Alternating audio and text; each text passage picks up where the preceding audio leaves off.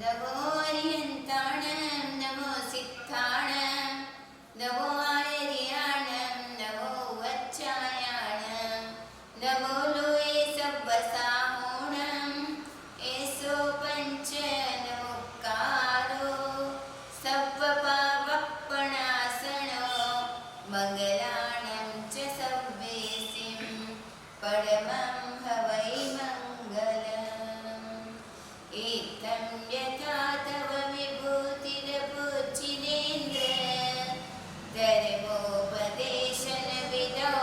न तथा परस्य यादृक्प्रभातिन कृत प्रहतान्धकारा तादृक्कुतो ग्रहगणस्य विकासिनोऽपि अज्ञानतिमिरान्धानां ज्ञानाञ्जनशलाकया नेत्रोन्मीलितं येन तस्मै श्री गुरवे नमः।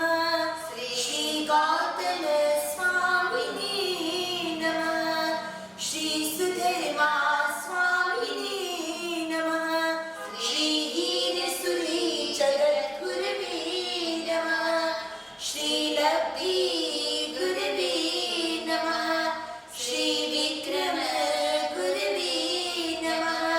श्री राजयश गुरवे नमः।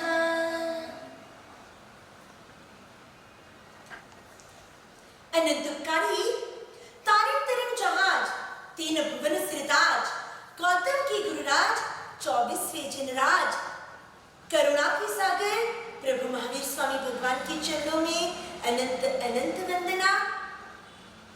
परमोपकारी वात्सल्य वारिधि गच्छाधिपति गुरुदेव आचार्य प्रवर श्रीमद विजय राजयश सुरेश्वर जी महाराज साहब के चरणों में भावभीनी वंदना। परमोपकारी प्रवर्तिनी महोदया पूज्य गुरुवर्या वाचम्य मां श्री जी महाराज साहब बेन महाराज साहब के तपोपुत पावन चरणों में श्रद्धा सभर वंदना। तपस्विनी गुरुवर्या पूज्य लक्ष्मी शास्त्री जी महाराज साहब के चरणों में अनंत अनंत वंदना।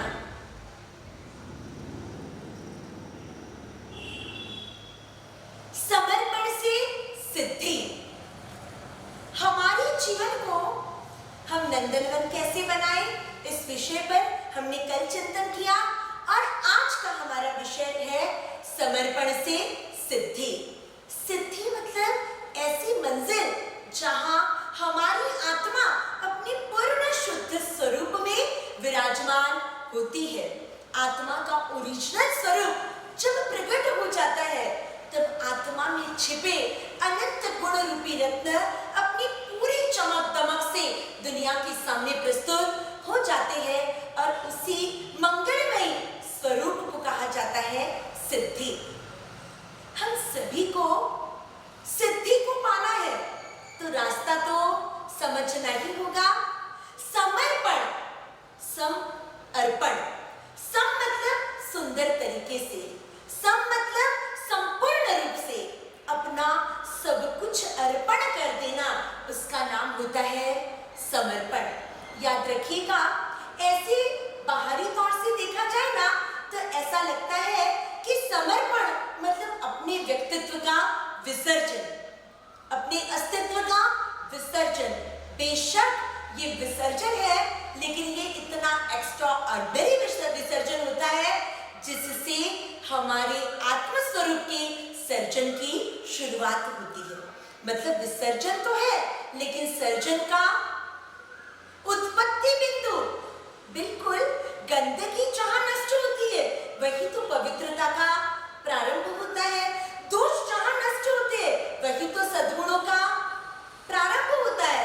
और आज हम उसी दुर्गुणों के अंतिम बिंदु और सद्गुणों के प्रारंभ बिंदु समर्पण पर चिंतन करेंगे।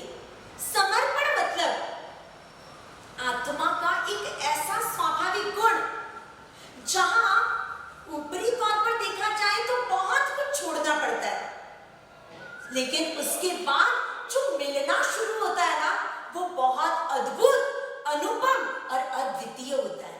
और हम तो अद्भुत, अनुपम और अद्वितीय की तो चाहक है। इवन आप कोई शॉपिंग करने के लिए किसी दुकान पर जाते हो, दुकान पर तो बहुत सारी चीजें होती है, आप कौन सी चीज लेते हो? कोई भी दुकान पर जाकर कह देते भैया कोई भी एक साड़ी बता दो या कोई भी एक ड्रेस बता दो या कोई भी एक चीज बता दो। नहीं, इतनी उसके पीछे चिक चिक करेंगे। लेना है एक चीज लेकिन देखेंगे 50-100 चीजें, उसके बाद भी सेटिस्फेक्शन होगा तो लेंगे, वरना चलते बनेंगे। क्यों? क्योंकि हमारी दृष्टि में जो उत्तम होता है उसी को हम पसंद करते हैं। तो जीवन में सद्गुण भी तो उत्तम ही होना चाहिए। तो आइए उत्तम ऐसा जो सद्गुण है समर्पण, उसे अपने जीवन में बसाने का, अपने जीवन में उसे आत्मसात करने का पुरुषार्थ प्रारंभ करें। मैं सिर्फ सुने या समझे नहीं बोल रही हूँ, ध्यान से सुनिएगा। पुरुषार्थ प्रारंभ करना है, क्योंकि जब तक पुरुषार्थ प्रारंभ नहीं होगा ना, तब तक प्राप्ति होने वाली नहीं है। मैं यहाँ बैठे बैठे किसी से पूछ लूं कि भैया चेन्नई जाने का रूट क्या है, यहाँ से कहाँ जाने से चेन्नई की दिशा मिलती है, कितनी दूरी पर क्या क्या रुकने की जगह मिलेगी, सब कुछ मैं समझ लूं, बस चेन्नई पहुंच जाऊंगी। क्या करना होगा? चेन्नई की दिशा में चलना शुरू करना होगा। जब तक चलना नहीं शुरू करते, नक्शे बनाने से मंजिलें मिलती नहीं है। हाँ, नक्शा बनाना जरूरी बहुत है, लेकिन नक्शा बनाना ही सब कुछ नहीं है। उसी प्रकार सच्ची बातें सुनना जरूरी है, समझना जरूरी है, लेकिन इतना ही काफी नहीं है। हमें उससे आगे बढ़कर उस दिशा में, उस मंजिल तक, उस लक्ष्य तक पहुंचने का पुरुषार्थ करना ही होगा। समर्पण को जीवन में आत्मसात करें। क्यों करें भाई? नहीं जरूरत है हमें समर्पण की, क्या जरूरत है? हम जो है जैसे वहां संतुष्ट है, ऐसा ही तो होता है। परमात्मा ने फरमाया संसार आसान है, यहां सुख नहीं, लेकिन क्या आपको लगता है? क्योंकि जब तक आपको नहीं लगेगा ना, तब तक आप उससे ऊपर उठने का कोई प्रयास नहीं करेंगे। इसीलिए हमने कल का विषय क्या रखा है? मेरे वीर की मुरलियां बाजे। मेरे परमात्मा ने क्या फरमाया वो मैं समझूं तो मुझे कुछ आगे बढ़ने का मन होगा। जब तक परमात्मा की वाणी क्या है, परमात्मा की आज्ञा क्या है, परमात्मा ने क्या उपदेश दिया, वो ही हम नहीं समझेंगे, तो उस दिशा में आज्ञा पालन का पुरुषार्थ कैसे कर पाएंगे? मेरे वीर की मुरलियां बाजे। प्रभु ने जो मुरली बजाई, कौन सी मुरली? वो बांस से बनने वाली बांसुरी नहीं, परमात्मा ने अपने जीवन से बनने वाली और अनुभूति की मुरली बजाई, और हमें उस अनुभूति के उपदेश को आत्मसात करना ही होगा। आइए समर्पण से सिद्धि इस विषय पर चिंतन करें। समर्पण क्या है? समर्पण संपूर्ण रूप से अपना सब कुछ अर्पण कर देना। अरे सब कुछ अर्पण कर देंगे तो हमारे पास क्या बचेगा? कुछ तो बचना चाहिए ना। दान करते हैं, किसी को कुछ देते हैं, इवन छोटा बच्चा किसी के साथ अपनी चॉकलेट शेयर करता है ना, तो भी वो ध्यान रखता है आधी दूंगा और आधी मैं खाऊंगा। तो यहाँ तो समर्पण मतलब संपूर्ण अर्पण। तो फिर हमारे पास क्या रहेगा? अरे हमारे पास ऐसा तत्व रहेगा, परमात्मा के चरणों में समर्पण किया ना, मतलब परमात्मा ही हमें मिल गए। गुरु के चरणों में समर्पण किया ना, तो दुनिया की सबसे बड़ी दौलत गुरु की कृपा ही हमें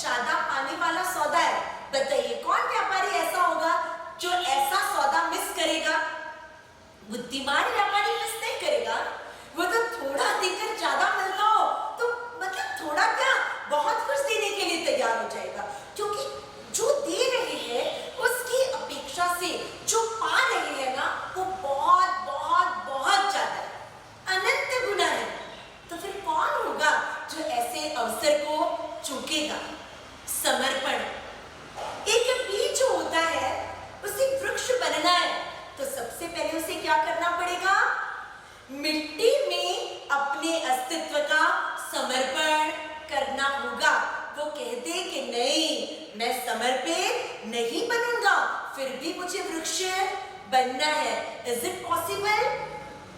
हो सकता है ऐसा?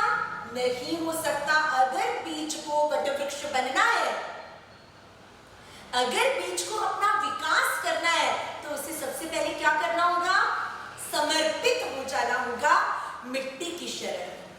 तब मिट्टी अपने आप उसे सारे पोषक तत्व प्रदान करके उसका विकास अपने आप करवा देगी।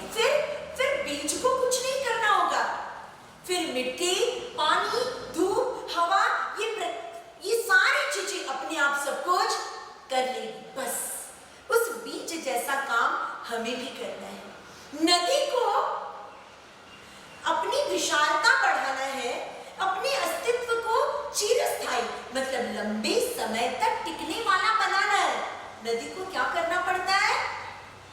बहते बहते समुद्र तक पहुंचना होता है और समुद्र के पास जाने के बाद अपने अस्तित्व को समुद्र में समर्पित कर देना होता है।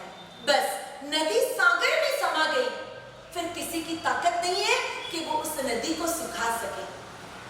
ताकत है किसी की वो उस नदी को सुखा सके, क्योंकि वो तो सागर में मिल गई। मतलब अब वो चिरस्थायी बन गई, अब उसे कोई सुखा नहीं सकता। बस यही काम हमें करना है, अपने जीवन रूपी नदी को, अपने मन, वचन और काया रूपी नदी को परमात्मा रूपी सागर में समर्पित कर देना है। लोगस्य सूत्र में हम कहते हैं ना, सागर वर गंभीरा, मतलब परमात्मा कैसे है? सबको समा लेंगे, लेकिन समुद्र में कभी बाढ़ आती नहीं। चाहे कितनी ही नदियां अपना समर्पण उसमें कर दे, समुद्र कभी किसी को नकारता नहीं है। नो वैकेंसी हाउसफुल का बोर्ड लगाता नहीं है, वो सबको समाने के लिए तैयार होता है। परमात्मा भी सागर वर गंभीरा, सागर के समान गंभीर है। यहाँ तक कि अपनी बुराइयों को भी जानने के बाद, क्योंकि परमात्मा तो सब जानती है ना, वो तो सर्वज्ञ है, वो तो वितराग है, लेकिन परमात्मा गंभीर है। किसी के मन की बात अगर हम जान ले तो पेट में कैसा गुड़गुड़ गुड़गुड़ गुड़गुड़ होता है। कई लोगों की तो आदत होती है कि किसी का रहस्य पता चलने के बाद जब तक दूसरों तक उसका प्रचार प्रसार न करे तब तक चैन पड़ता नहीं। अगर हमें किसी के मन की बातें जानने की शक्ति मिल जाए तो कितना अच्छा होगा ना? अच्छा होगा? अच्छा तो हमें लगता है अभी, लेकिन एक्चुअली अच्छा नहीं होगा। इसीलिए प्रकृति हमें वो शक्ति भी देती नहीं है। क्यों? क्योंकि हमें शुद्धता है, हमें गंभीरता का अभाव है। किसी की कमजोर बात अगर पता चल गई तो कहीं किसी के मुंह पर कह दे, अर्थ का अनर्थ हो सकता है, किसी की जिंदगी बर्बाद हो सकती है। इसलिए हमें वो शक्ति भी नहीं मिलती। हाँ, मिलेगी जरूर जब हम परमात्मा बनेंगे ना, कभी न कभी तो वो भी अवसर आएगा जब हम खुद परमात्मा बन जाएंगे, जब हम खुद वितराग बन जाएंगे, जब हम खुद सर्वज्ञ मतलब सब कुछ जानने वाले बन जाएंगे। तब कितना मजा आएगा। वाह, सामने वाला व्यवहार तो कुछ और कर रहा है, लेकिन उसके मन में कुछ और चल रहा है। अब हमें पता चल जाएगा, मजा आएगा ना। तब ये मजा लेने का भाव ही नहीं रहेगा। वितरागिता प्रकट हो गई, मतलब राग द्वेष नष्ट हो गए। अब क्या फर्क पड़ता है? ये तो संसार के नाटक है, चलते ही रहेंगे। कोई उसमें उत्सुकता, कोई कुतूहल उसमें टिकता नहीं है। कुतूहल तब तक ही टिकेगा जब तक राग और द्वेष हमारे भीतर है, और जब तक राग और द्वेष है तब तक सर्वज्ञता आने वाली नहीं, तब तक केवल ज्ञान मतलब कि संपूर्ण ज्ञान मिलने वाला नहीं। और जब वो मिलेगा उससे पहले तो हम वितराग बन चुके होंगे, तो ज्ञान तो मिल जाएगा, लेकिन वो मजा लूटने का भाव, वो चटखारे लेने की इच्छाएं, सारी इच्छाएं खत्म हो जाएगी। जब तक राग द्वेष है तब तक इच्छाएं हैं। जब वितराग बन जाएंगे तब इच्छाओं का भी खात्मा हो जाएगा, और तब समर्पण सिद्धि की जो यात्रा है ना, वो यात्रा अपने शिखर तक पहुंच जाएगी, वो यात्रा अपने लक्ष्य तक पहुंचकर पूर्ण हो जाएगी। फिर पानी जैसा, मिलाने जैसा, जाने जैसा कुछ बचेगा नहीं। और जब सब कुछ मिल जाता है ना, तब जो संतुष्टि मिलती है, वो संतुष्टि ही परम आनंद का पर्याय बन जाती है। हमें तो परमानंदी बनना है, हमें तो केवल ज्ञानी बनना है, तो समर्पण तो करना ही होगा। बीज को वटवृक्ष बनना है तो समर्पण करना ही होगा। नदी को चिरस्थायी बनना है तो समर्पण करना ही होगा। लेकिन समर्पण की भी कुछ विशेषताएं हैं। खाली समर्पण समर्पण बोलने से सब कुछ नहीं हो जाएगा। समर्पण में कुछ चीजें चाहिए और समर्पण में कुछ चीजें नहीं चाहिए। क्या नहीं चाहिए और क्या चाहिए, उन दोनों बिंदुओं पर हम चिंतन करेंगे। समर्पण की विशिष्टता में पहली विशिष्टता है, वहां अहंकार नहीं चलेगा। चाहिए तो मात्र शरणागति। शरणागति मतलब शरण में चले गए, अब प्रभु आपके हवाले है, अब सौंप दिया इस जीवन को भगवान तुम्हारे चरणों में। हाँ, गीत की पंक्तियां बोलना बहुत इजी है, क्योंकि होठों को हिलाते हैं और आवाज निकल जाएगी। लेकिन सौंप देते हैं ना जब अपने आप को प्रभु के चरणों में, फिर परमात्मा जैसे चलाए ऐसे चलना होगा। परमात्मा जैसे हमसे करवाए वो करना होगा। मतलब प्रभु की आज्ञा का पालन करना होगा। हमें प्रभु की कृपा तो चाहिए, प्रभु के प्रभाव का अनुभव तो चाहिए, लेकिन प्रभु की आज्ञा का पालन नहीं करना है। ये तो ऐसी बात हुई कि बच्चा पिता की संपत्ति में अपना भाग तो चाहता है, पिता की दौलत पर अपना अधिकार तो चाहता है, लेकिन पिता की प्रति अपना जो कर्तव्य है, अपनी जो सेवा की जिम्मेदारी है, उन जिम्मेदारियों को निभाना नहीं चाहता। ऐसे व्यक्ति को आप सुपुत्र कहेंगे या कुपुत्र कहेंगे? क्या कहेंगे? बिल्कुल कहेंगे कि सुपुत्र तो नहीं है भाई। जो अपनी जिम्मेदारियों को नहीं समझता वो कैसा सुपुत्र? जो सेवा नहीं करता माता पिता की और मात्र धन दौलत पर अधिकार चाहता है, वो कैसे सुपुत्र? बिल्कुल, समर्पित वो ही होता है जो अपनी जिम्मेदारियों को समझे, अपने कर्तव्य का बोध जिसे हो, वो ही समर्पित हो सकता है। बात चल रही है कि अहंकार नहीं चलेगा, शरणागति ही चाहिए, क्योंकि अहंकार एक ऐसी दीवार है जो हमें सत्य तक पहुंचने नहीं देता। अहंकार एक ऐसी दीवार है जो हमें शाश्वत सुख, परमानेंट सुख तक पहुंचने नहीं देता। बाहुबली जी के जीवन में क्या हुआ? शुद्धि बहुत थी, लेकिन अहंकार था। और अपनी दृष्टि से, मतलब अपनी आंख त्रिश वाली दृष्टि से देखा जाए ना, तो बाहुबली जी सही थे अपनी जगह पर। अरे, अपने से छोटे भाइयों को वंदन करना पड़े तो कैसा लगेगा ना, बेकार लगेगा। इसलिए उन्होंने क्या सोचा कि मैं केवल ज्ञानी बन जाऊंगा, तब वहां जाऊं ताकि मुझे किसी को वंदन करना नहीं पड़े, क्योंकि केवल ज्ञानी भगवंतों में एक दूसरे को वंदन करने का व्यवहार नहीं होता, क्योंकि वहां सब शुद्ध है ना, तो सीनियर जूनियर का भेद वहां होता नहीं। केवल ज्ञान की बात, तो उन्होंने सोचा केवल ज्ञान हो जाए, फिर वहां जाऊंगा तो वंदन मुझे भी नहीं करना पड़ेगा। इससे मतलब मेरे छोटे भाइयों को भी कोई शर्मिंदगी नहीं लगेगी और मुझे भी कोई अपमान जैसी फीलिंग नहीं होगी। ये अहंकार की भावना मन में थी, मैं बड़ा हूं, मैं बड़ा हूं, ये भावना मन में थी। 1 साल, पूरे 12 महीने कितनी घोर साधना की। जंगल में खड़े रहकर बिना हिले डुले कौसक ध्यान की साधना करना क्या सरल है? अरे, एक 4 लोगस का कौसक होता है और कोई मच्छर आकर हाथ पर बैठ जाए ना, तो 4 लोगस से भारी पड़ जाते हैं। कब कौसक पूरा और कब मच्छर हिलाए, कब मच्छर को भगाए, और वहां तक भी स्थिरता ना रहे ना, तो कौसक में भी हाथ हिला देते हैं। एक 4 लोगस के कौशल में कुल 4 मिनट भी नहीं होते जिसमें वहां भी हमारी स्थिरता नहीं टिकती, तो हम अनुमान लगा सकते हैं कि 12-12 महीने तक जंगल में कितने कीड़े मकोड़े जीव जंतु क्या क्या उपसर्ग नहीं हुए होंगे। अरे शास्त्र में लिखा गया कि स्थिर खड़े रहने के कारण बेल होती ना, लताएं, जंगली बेल उन्हें खंभा समझकर उनके पैरों पर लिपटकर ऊपर चढ़ने लगी। पक्षियों ने समझा कि ये कोई प्रतिमा है, ये कोई मूर्ति खड़ी है, ये हिल डुल नहीं रही है, चलो हम इनके कंधों पर, इनके मस्तक पर, इनकी जटाओं में घोंसला बना लें।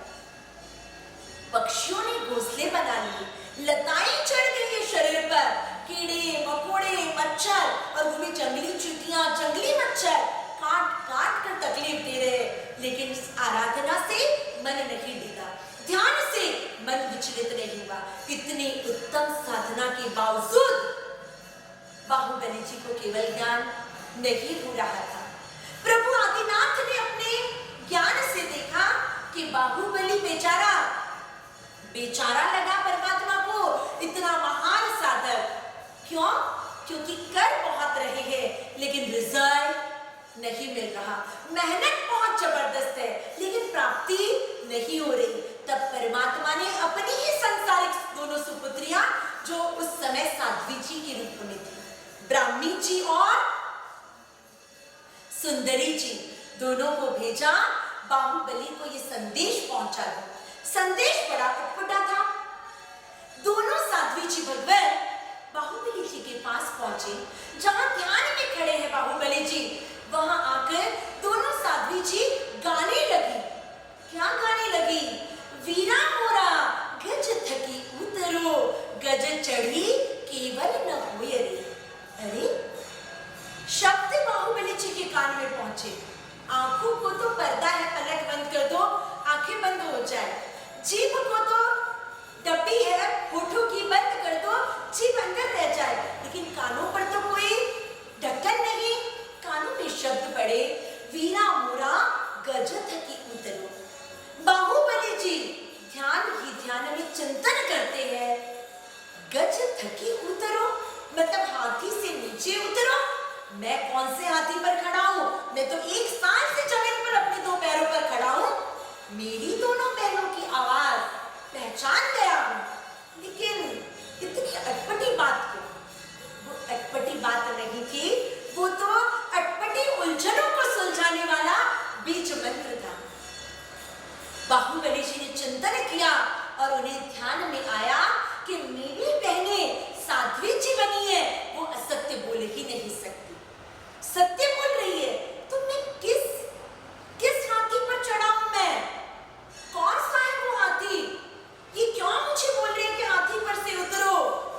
और अचानक प्रभु की कृपा से मन में स्फुरणा हुई, मन को चिंतन के बल पर ध्यान में आ गया कि ये हाथी दूसरा कोई नहीं बल्कि अभिमान रूपी हाथी की बात चल रही है। कैसा अभिमान? मैं तो सब कुछ छोड़कर अपान को सिरा में कहकर खड़ा हूं, मैं तो एकदम सरल, एकदम शुद्ध भावों में हूं।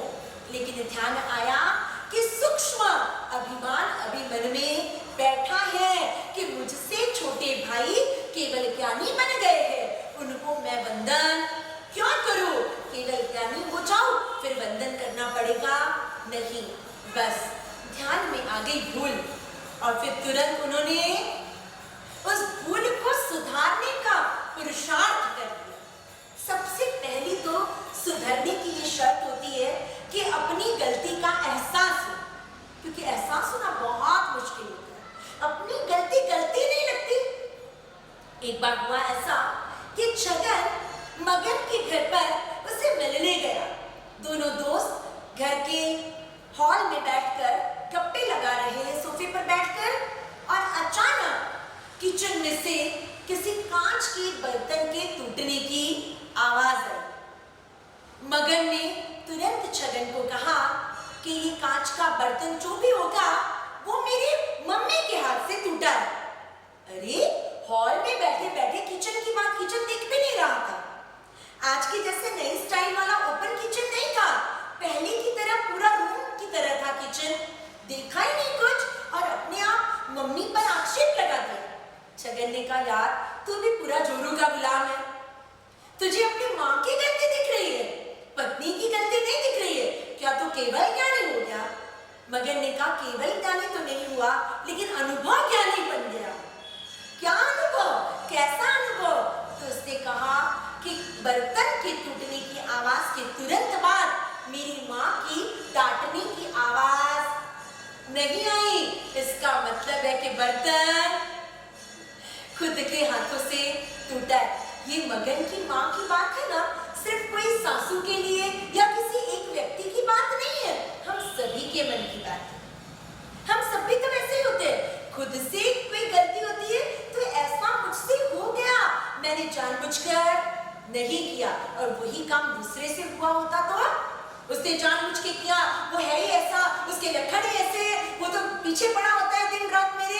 अरे हम गलती करें तो गलती नहीं, और दूसरा करे तो गलती।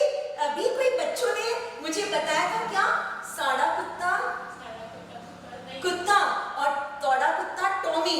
हाँ, मतलब तुम्हारा कुत्ता है तो टॉमी और हमारा कुत्ता है तो कुत्ता, वैसी तो बात है। अपना व्यवहार वैसे ही तो होता है।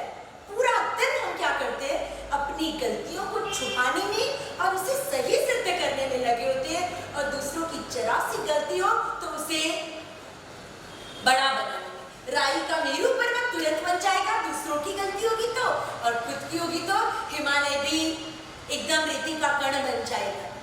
ये विचित्रता हमारा आत्मकल्याण नहीं होने देती। ये विषमता कि अपनी गलतियों को हम गलती नहीं मानते, इसे सुधरने की तो बात ही कहाँ। पहले तो गलती को गलती मानना होगा, फिर उस गलती को सुधारना होगा। लेकिन बाहुबली जी, उन्होंने अपनी गलती का एहसास भी किया और गलती को सुधार भी लिया। क्या किया? जो शरीर 1 साल से ध्यान मग्न स्थिर खड़ा था, उस शरीर को उन मुनि भगवंतों के, उन केवल ज्ञानी भगवंतों के वंदन की भावना से एक कदम आगे बढ़ाया। अभी तो एक कदम उठा है, धरती पर भी वापस नहीं पहुंचा, आगे एक कदम भी नहीं चले, अभी तो सिर्फ कदम उठा है। और उसी समय बाहुबली जी को केवल ज्ञान हो गया। वाह, देव दुंदुभियां बजने लगी, देवता केवल ज्ञान का उत्सव मनाने लगे। क्यों? क्योंकि अहंकार जहां था, अब वहां शरणागति का भाव आ गया। चंदनमाला जी और मृगावती जी के साथ भी ऐसा ही हुआ था। हालांकि दोनों सांसारिक संबंध से रिश्तेदार थे, रिश्ता भी कैसा था, जो गुरु नहीं थी, जो गुरु थे चंदनमाला जी, वो तो थे भांजी, और जो उनकी शिष्या थी मृगावती जी, वो थे उनके मासी। संबंध की दृष्टि से मासी बड़ी, भांजी छोटी। लेकिन यहाँ दीक्षा पहले चंदनमाला जी की हुई, प्रभु महावीर की प्रथम साध्वी जी बनने का सौभाग्य उन्हें मिला, तो मासी बाद में दीक्षा लेने के कारण उनकी शिष्या बनी। अब संबंध की दृष्टि से जो भी था, अब व्यवहार क्या, गुरु चंदनमाला जी और शिष्या मृगावती जी। प्रभु की देशना सुनने गए। चंद्र, सूर्य आदि ज्योतिष जाति के देवता भी अपने मूल विमानों के साथ प्रभु की देशना सुनने आए। पता ही नहीं चल रहा था दिन है या रात है, इतना उजाला कि पता ही नहीं चला कब शाम हो गई। चंदनमाला जी तो शाम होते ही उठकर निकल गए। मृगावती जी जो कि प्रभु की देशना सुनने में तल्लीन थे, चंदनमाला जी ने उन्हें डिस्टर्ब नहीं किया, चुपचाप उपाश्रय में आ गए। देशना खत्म हुई, सूर्य चंद्र के विमान अपने अपने स्थानों पर गए, तब जाकर पता चला कि शाम बहुत ज्यादा हो गई है, अंधेरा घिरने लगा है। सकुचाते हुए, डरते हुए मृगावती जी उपाश्रय में पहुंचे। जैसे ही उपाश्रय में एंटर होते, चंदनमाला जी ने उन्हें कहा, आपके जैसी कुलीन साध्वी जी समय का ध्यान न रखे, ये अच्छी बात नहीं है। आपकी और मेरी दृष्टि से ये बात देखे ना तो गलती किसकी? अरे गुरु का फर्ज होता है कि वो निकल रहे हैं, लेट हो रहा है, तो उन्हें अपनी चेली को भी साथ में ले जाना चाहिए ना। लेकिन यहाँ तर्क नहीं चलते, यहाँ अहंकार नहीं चलता, यहाँ शरणागति की भावना चाहिए। मृगावती जी ने कहा, हाँ गुरुनी जी, मेरी भूल हुई, मिच्छामि दुक्कडम। ठीक है, काम खत्म हो गया, बातें हो गई, प्रतिक्रमण करके संधारा करने का समय हो गया। लेकिन मृगावती जी के मन में अपनी छोटी सी भूल की पश्चाताप की धारा का प्रारंभ हुआ। चिंतन करते करते, अरे मैंने ध्यान क्यों नहीं रखा, मेरे गुरुनी जी को इतना कहना पड़ा, उनको कष्ट लेना पड़ा बोलने का, ऐसा काम मैंने किया कैसे?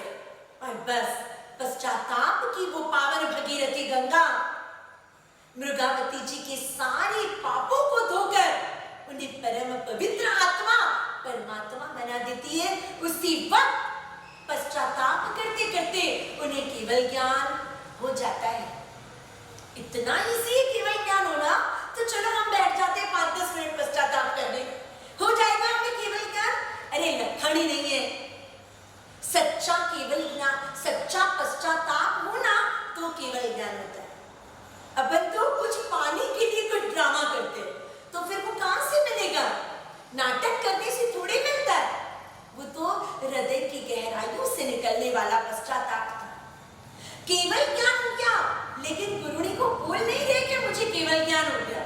अरे केवल ज्ञानी को, वितराग को कोई इच्छा ही नहीं होती कि किसी को पता चले कि वो केवल ज्ञानी बन गए, कोई उनका सम्मान करे, इच्छा ही नहीं होती उन्हें। रात हो गई, चंदन बालाजी ने तो प्रतिक्रमण संथारा पुरसी आदि विधि की संथारा कर लिया। रात घनी थी, अमावस्या की रात थी, चंद्र का भी प्रकाश नहीं था, पूरी तरह से उपाश्रय में अंधेरा छाया हुआ है। और उस वक्त मृगावती जी अचानक नजदीक जाती है चंदन बालाजी के और उनका हाथ उठाकर साइड में रखते हैं। अरे रात की नींद में भी हाथ उठाकर कोई साइड में रख रहा है। चंदन बालाजी जाग गए।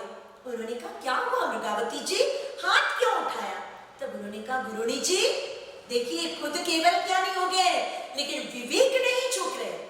उन्होंने कहा, गुरुनी जी यहाँ से काला जहरीला सांप जा रहा था, तो मैंने सोचा आपका हाथ हटा दूं ताकि वो सांप भी डिस्टर्ब ना हो और आपको भी कोई तकलीफ ना हो। चंदन बालाजी ने आसपास देखने की कोशिश की, लेकिन अंधकार इतना घना था कि हाथ को हाथ नहीं सूझ रहा था, सांप कहां से दिखे। उन्होंने कहा, आपने सांप देखा? तो उन्होंने कहा, जी मैंने देखा। कैसे देखा? मुझे तो कुछ नहीं दिख रहा, आपको कैसे दिखा? तो धीरे से मृगावती जी ने कहा, आपकी कृपा से। देखिए ये समर्पण है, ये समर्पण की गहराई है। बिना गहराई में जाने से ऊंचाई तक पहुंचा जाता नहीं है। जड़ें जितनी गहरी, वृक्ष उतना हरा भरा, नींव जितनी गहरी, बिल्डिंग उतनी मजबूत। जीवन में समर्पण जितना ज्यादा, उतनी सद्गुण की समृद्धि ज्यादा। गुरुनी जी आपकी कृपा से। अरे मेरी कृपा से मतलब ज्ञान हुआ है क्या? उन्होंने कहा, हाँ जी। कैसा ज्ञान? परमानेंट या आकर जाने वाला? मतलब अवधि ज्ञान होता है ना, तो वो आकर जा भी सकता है, लेकिन केवल ज्ञान वो परमानेंट ज्ञान होता है। तो उन्होंने कहा, गुरुनी जी परमानेंट। और बस चंदन बालाजी को पता चल गया कि ये कोई सामान्य आत्मा नहीं, ये तो केवल ज्ञानी बन चुके हैं। और अब उन्होंने पश्चाताप शुरू किया। अब उनका पश्चाताप शुरू हुआ कि अरे मैं अज्ञानी, मैंने केवल ज्ञानी की आशातना की। इतनी पवित्र आत्मा को मैंने डांटा कि आप कुलीन साध्वी जी हो और आपने ध्यान नहीं रखा। बस हाँ पछतावो विपुल चरणो स्वर्ग थी उतरेचे, पापी ईमा डुबकी दईने पुण्यशाली बने छे। गुजराती कवि की पंक्तियां बहुत सुंदर है। पश्चाताप एक ऐसा पावन झरना है जिसमें डुबकी तो लगाता है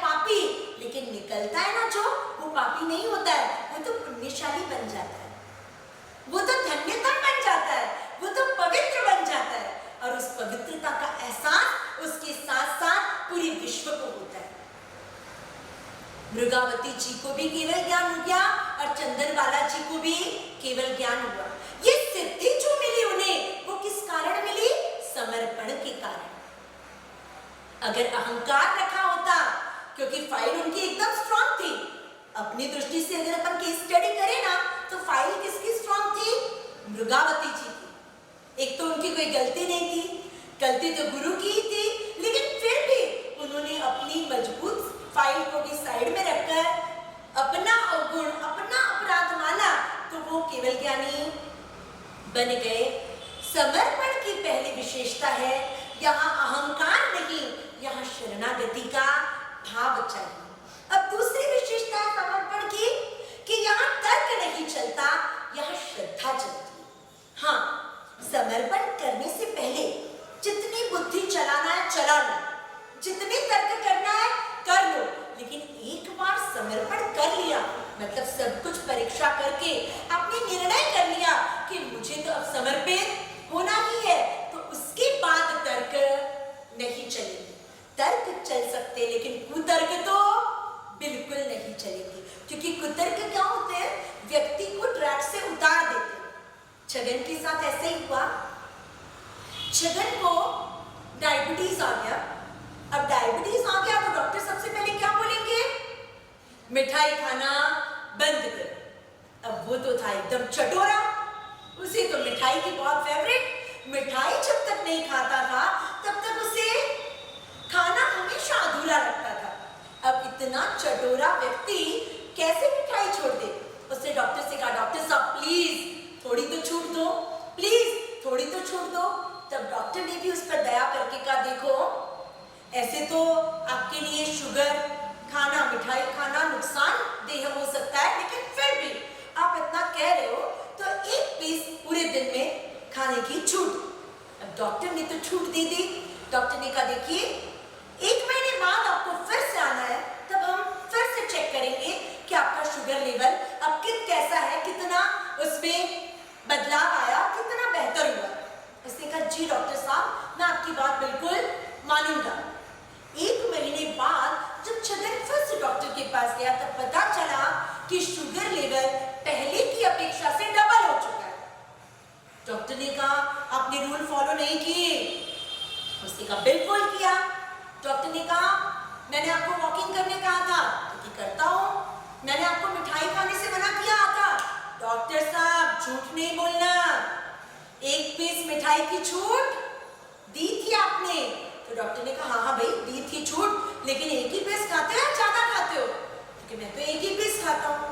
डॉक्टर को डाउट आ रहा है, नहीं इतना एकदम शुगर लेवल कैसे बढ़ सकता है? दवाइयाँ चालू है और फिर भी शुगर इतनी बढ़ रही है, ऐसा कैसे? उसने कहा, कौन सी मिठाई खाते हो? छगन ने कहा, आपने 1 पीस खाने कहा था ना, कौन सी, ये वाली नहीं, वो वाली नहीं, ऐसा नहीं कहा था ना? डॉक्टर ने कहा, मैंने नहीं कहा था, फिर भी पूछ रहा हूँ कौन सी मिठाई खाते हो आप? तब छगन ने कहा, आपने मुझे सिर्फ 1 पीस मिठाई की छूट दी, इसलिए मैं रोज 1 घेवर खाता हूँ। क्या करता हूँ मैं? 1 घेवर खाता हूँ। इतना बड़ा घेवर, उसे कोई 1 पीस मिठाई देगा? हाँ, व्यवहार की दृष्टि से देखा जाए तो छगन सही है, लेकिन हकीकत में ऐसा नहीं होता है। उसका परिणाम, पूरा परिणाम छगन ने भुगता। अरे भाई इतना बड़ा घेवर रोज डकारेगा तो शुगर तो बढ़ेगी ना।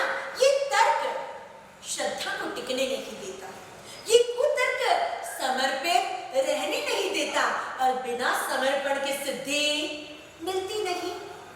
इसलिए समर्पण की दूसरी विशेषता है, यहाँ तर्क नहीं, यहाँ श्रद्धा को गहरी बनाइए। यहाँ तर्क को नहीं, श्रद्धा को गाढ़ी बनाइए।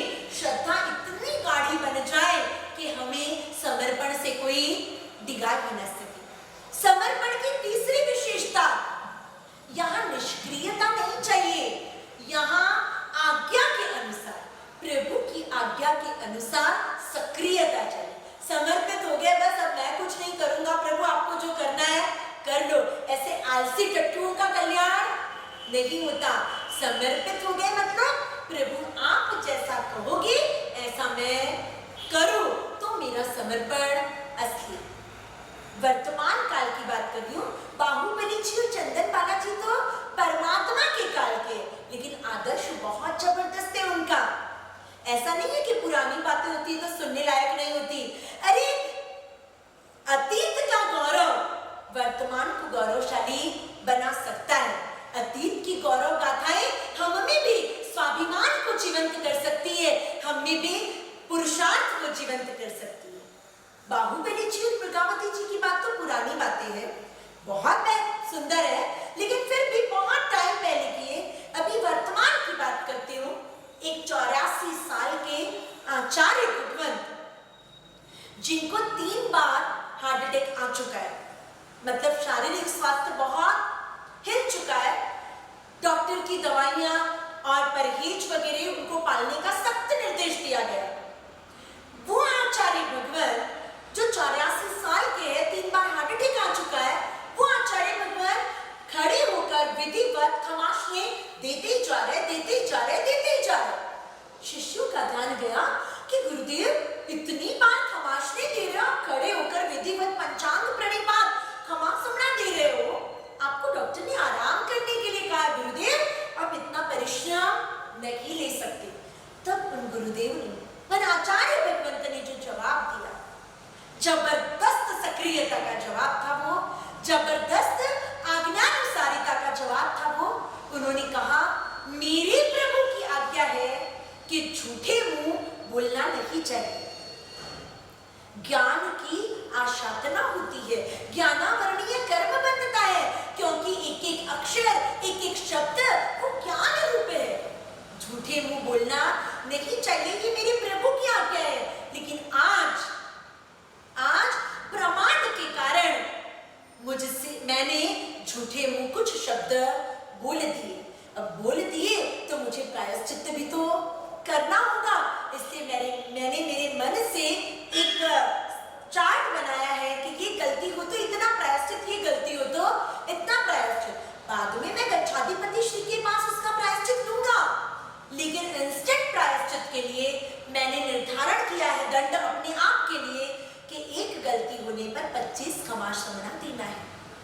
बस मैंने झूठे मुंह से बात की, इसलिए आज मैं 25 खमासमना दे रहा हूं। 84 साल की उम्र, अरे यंग एज होती है ना, तो भी प्रतिक्रमण करने बैठते हैं ना, तो एक बार कटाशना बिछाया तो ऐसे बैठते हैं कि ये फेविकॉल का मजबूत जोड़े छूटेगा नहीं। सामयिक लिए तब जो फेविकॉल लगा के बैठे वो सीधा सामयिक पारने के बाद ही उठते। विधि की ऐसी की तैसी, पूरे दिन की थकान मानो प्रतिक्रमण में निकलती है। और उसमें भी कुछ लोगों की तो मुद्राएं, उनकी विधि की जो स्टाइल होती है ना, वो इतनी अद्भुत होती है कि गंभीरता ना हो ना तो हंसी आ जाए। चैत्यवंदन करने बैठते हैं, मुद्रा होती है बिल्कुल वीर की तरह, बराबर बाया पैर ऊंचा करके ऐसे चैत्यवंदन की मुद्रा में बैठना। और वो बैठते ऐसे, दोनों हाथ से ऐसे लॉक कर देंगे, ऐसे बैठ जाएंगे और फिर ढोलक ढोलक चालू, जैसे कि कोई आराम कुर्सी पे बैठा हो। हाँ, पूरे दिन की थकान यही तो उतारना है। अरे ऐसी निष्क्रियता आत्मकल्याण नहीं होने देती। परमात्मा की आज्ञा के अनुसार मुझे जीवन जीना है, ये तत्परता सच्चा समर्पण लाती है। अगर ये तत्परता नहीं रही तो निष्क्रियता कभी समर्पण को सच्चा नहीं बनने देगी, और बिना समर्पण सिद्धि होगी नहीं। अगर हमें सिद्धि के शिखर तक पहुंचना है तो समर्पित होना होगा, निष्क्रियता नहीं, प्रभु की आज्ञा के अनुसार सक्रियता। सक्रियता तो बहुत होती है, शादी ब्याह में जाना है, पार्टी में जाना है, कोई सेलिब्रेशन करना है, धूम धड़ाका करेंगे तब थकान नहीं लगती। कहीं घूमने ले जाओ, कहीं होटल ले जाओ, तब थकान नहीं लगती। लेकिन आराधना की बात आते ही थकान लग जाती। एक बार ऐसा हुआ, रात को ऑफिस से घर पहुंचा छगन, देखा कि झमकू फोन में व्यस्त है। छगन ने कहा चलो झमकू खाना लगाओ। झमकू ने कहा क्या इतनी जल्दी? छगन ने कहा क्या इतनी जल्दी, टाइम देखो बहुत लेट हो चुका है, मैं ऑलरेडी लेट हूं। झमकू ने कहा अच्छा टाइम हो गया? अरे बाप रे, मेरा तो ध्यान ही नहीं रहा, मम्मी का फोन आया, फिर फ्रेंड का फोन आया, फिर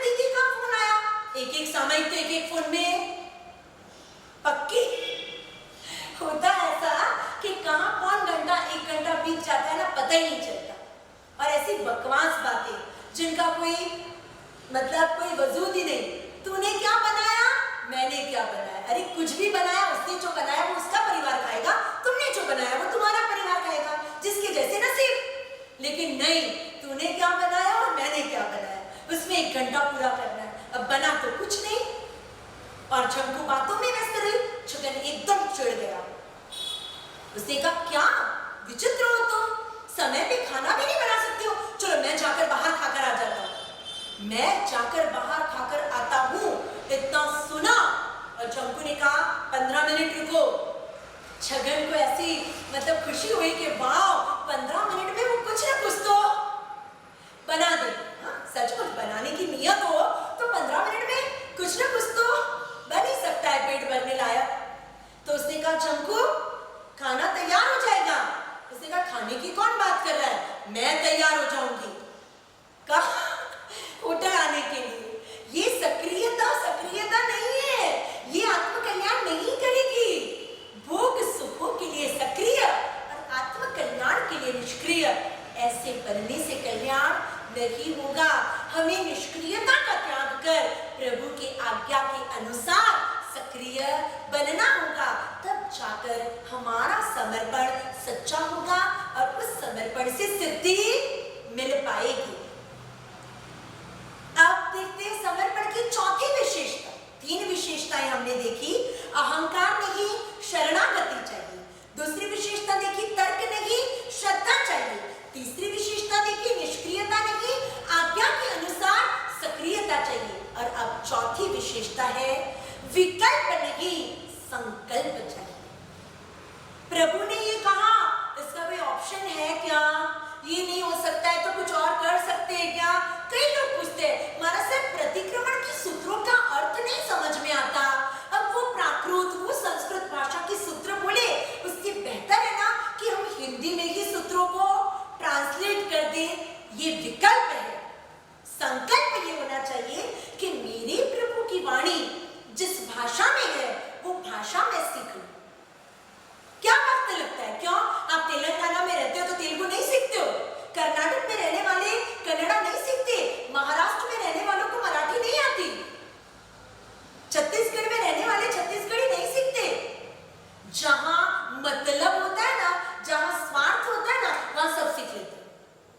वहां तो जरूरत नहीं भी होगी ना, तो भी मीठे बनने के लिए, सामने वाले को लपेट में लेने के लिए प्रादेशिक भाषा बोलना शुरू कर देती हूँ। तो यहाँ तो परमात्मा की वाणी को समझना है। अरे लैंग्वेज सीख जाओ ना, तो आपको किसी भी अर्थ की बुक पर या किसी व्यक्ति पर डिपेंड रहना ही नहीं पड़ेगा। लैंग्वेज आ गई मतलब सूत्र अपने आप समझ में आ गए। विकल्प नहीं करना है, हमें संकल्प करना है कि मेरे प्रभु की आज्ञा वो मेरे जीवन का प्राण है, मुझे उसके अनुसार ही जीना है। एक बार ऐसा हुआ, एक शिष्य, कोई सन्यासी था, सामान्य सन्यासी, उसे कहीं जाना था बाहर। गुरु के पास गया, कहता है गुरुजी मैं फलाने गांव में जाना चाहता हूँ। गुरु थोड़े नॉलेज वाले थे, उनको समय ज्योतिष आदि का थोड़ा ज्ञान था। उन्होंने कहा बेटा आज उस दिशा में नहीं जाना। शिष्य ने कहा नहीं आज जाना बहुत जरूरी है, आज नहीं जाऊंगा तो मेरा वो काम अटक जाएगा। गुरुजी मुझे तो आज जाना ही है। अब गुरु एक बार 2 बार समझा सकते हैं, उसे पकड़ कर तो नहीं बिठा सकते। गुरु ने कहा देखो जो है हकीकत वो मैंने तुझे बता दी, अब तेरी इच्छा। मुझे तो जाना है, मैं तो निकल रहा हूं। निकला, 10 मिनट 15 मिनट हुए, वो शिष्य वापस पहुंच गया आश्रम में। गुरु ने कहा क्या हुआ, तू तो गांव जाने वाला था।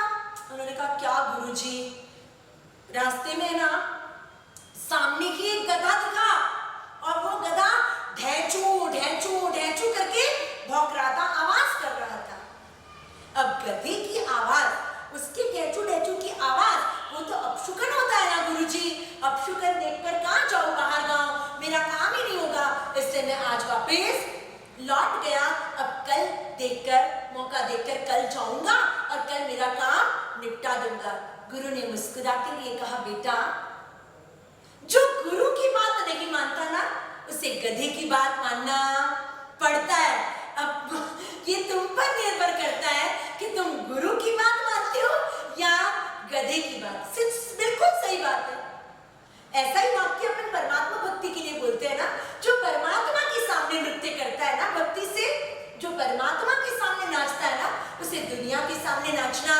नहीं पड़ता। जो परमात्मा की जी हजूरी करता है ना, उसे लोगों की जी हजूरी नहीं करना पड़ता। अरे आप जैसे श्रावक लोग हमारे सामने बैठे रहते हैं ना, और किसी का फोन आने पर बात करते ना, तो हमको ऐसा लगता है कैसे लोग हैं, ऐसे तो मालदार व्यक्ति होगा, करोड़पति अरबपति, बड़ा ट्रस्टी, बड़ा व्यापारी, बड़ा श्रेष्ठी होगा। और किसी का फोन आता है, बोलो मालिक, बोलो मालिक। अरे तुम्हारा मालिक कौन?